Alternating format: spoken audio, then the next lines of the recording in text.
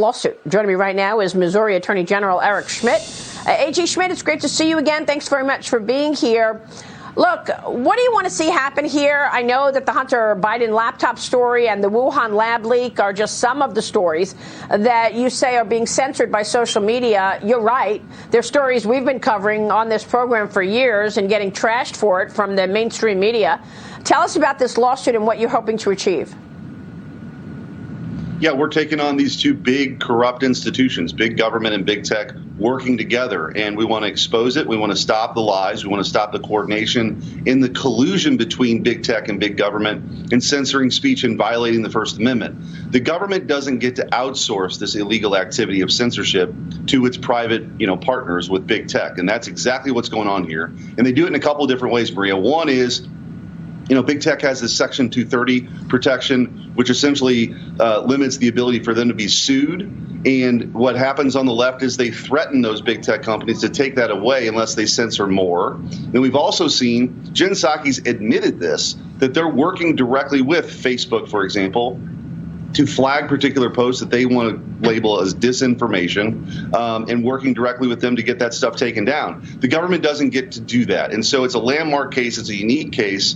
And what you're seeing right now, too, also is the culmination of all of this, all of these efforts by the Biden administration now with this Disinformation Governance Board, or the Ministry of Truth, headed by Mary Poppins here. This is serious business. It ought to strike fear in the hearts of every American that their government is working with some of the most powerful corporations in the world to silence their voice. And that's exactly what's happening, whether it's the laptop from hell, COVID, election integrity issues, Fauci working directly with Facebook. We're going to expose all of it. We're going to get in discovery. We're going to make people aware of it. And we're going to make sure this never happens again.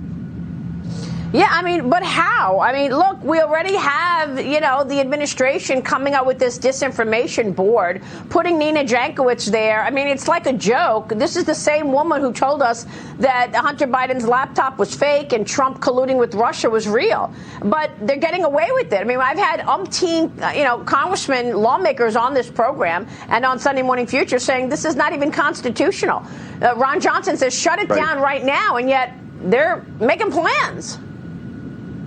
No, it just shows you how aggressive this administration is and what kind of warp speed they'll go into to suppress people's speech. Because they know the playbook's clear. You just label stuff you don't like as disinformation. You get your partners. Look at what happened with the Hunter Biden laptop story. We know all that stuff is true now.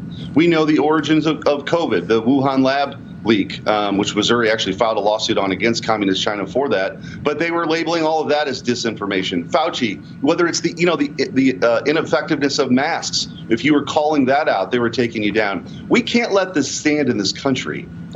This is a country founded on the fundamental belief in the First Amendment, right, as a protection, that people can speak their minds. They can speak truth to power. We believe that that's the beating heart of this Constitution. And you have a regime right now that wants to stop it. So it's all hands on deck. And that's why we filed the lawsuit. And AG, it's just astounding to me. You saw what Elon Musk said. He's slamming Nina Jankowicz, the head of this disinformation board, because she pitched the idea of allowing verified Twitter users to edit other users' tweets if they believe they're misleading. It's just, this is what Wikipedia does, and that's why Wikipedia has lost all credibility. You've got anybody who wants to go in and change somebody's bio, they can do it.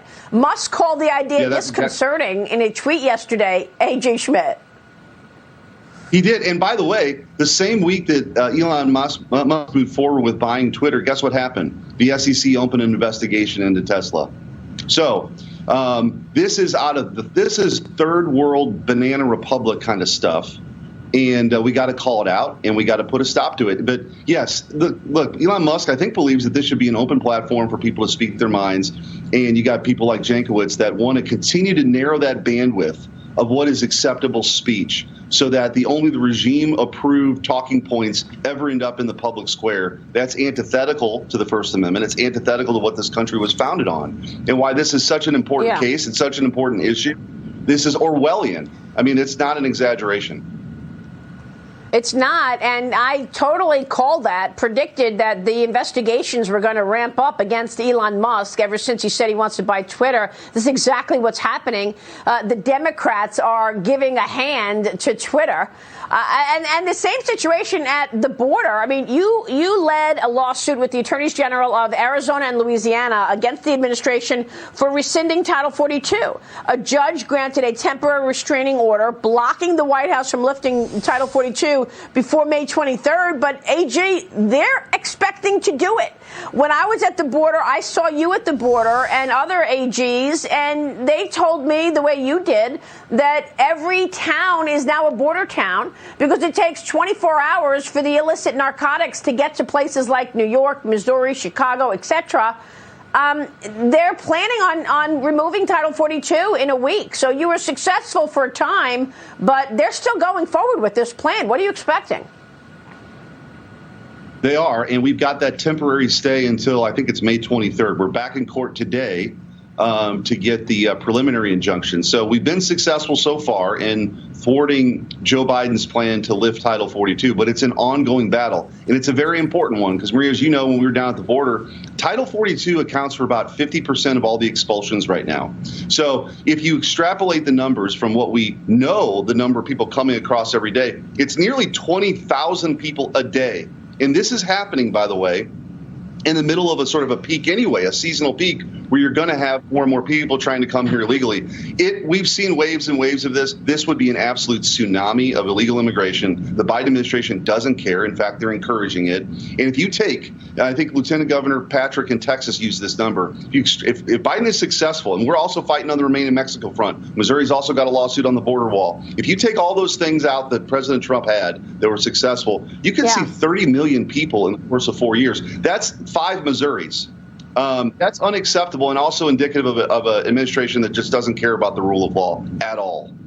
Yeah. No, they're showing us that over and over again. AG, these pictures are incredible of the people at the border coming. This was shot just yesterday, the pictures that we were showing. And the only place you can see it is on Fox Business or Fox News. That is another tragedy, how the mainstream media has completely ignored this incredible story. We'll be watching your efforts, Eric Schmitt. Thanks very much for being here this morning and for your leadership. AG Eric Schmitt joining us. We'll be right back.